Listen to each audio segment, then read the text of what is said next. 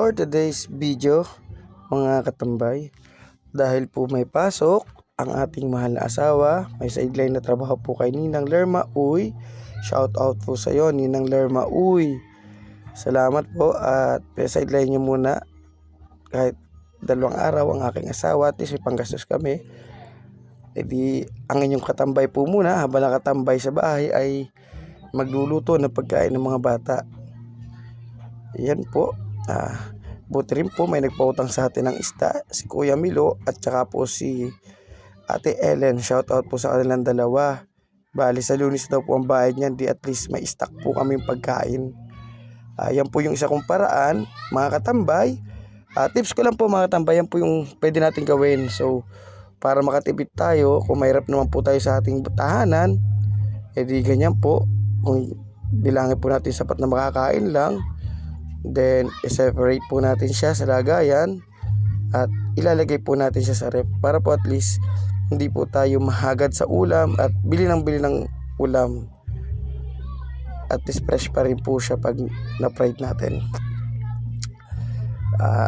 Isa pa rin po yung paraan para makatipid tayo, mga katambay, kasi tambay nga tayo, tumidiskarte lang tayo ng pang araw-araw natin kung paano tayo makasurvive sa araw-araw nating buhay, mga katambay.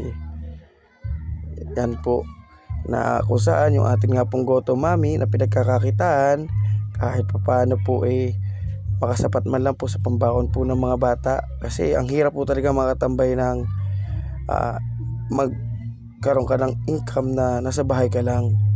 Kaya po tsinatsaga ko po itong ganito, kasi tatanungin nyo ba't di ako mag-apply ng trabaho. Naranasan ko na po mag-apply ng trabaho, naging LVC courier ako at saka warehouse supervisor. Kaso po sa dami ko pong anak, talaga yung minimum wage maghapon ka halos wala, kulang at kulang po. Pero po kung ganito po, di kahit paano po nakakadiskarte tayo, kahit tambay tayo, at least nakakalagaan pa natin yung mga bata. Hindi ko mo sinabi ko kayo magtrabaho, tumambay na rin. Siyempre kanya-kanya diskarte lang po yan. Yan po, sarap ang lutong. Tapos kaulam po siya ng Goto Mami. At least nakatipid din po, kasi mahilig yung mga anak ko sa Goto Mami. At least nakatipid kami sa pagkain. So yan, tinutulungan nila ako mag-prepare ng pagkain. Ganyan po kami. Tinuturuan ko rin po sila ng gawaing bahay. At nung hapon naman po, habang nag-aantay ng customer, may nakimarites. Yan po, shoutout po sa dalawa ko pong bisita, kay Kuya Raymond Bunyon at Arnold Puuy, ang aking matandang kaibigan. Yan nga po, nakipusyoso rin yung aking si Jet Li. Ayan, ay si Kuya Puuy ay incheck ko yan. Lumabas yung pagka-incheck ng anak ko. Yan, naka-artista yun, nilagatukan ni Kuya Imoy. Yan po. Nangayaw siya nung natuktuan, no? Balik sa cellphone.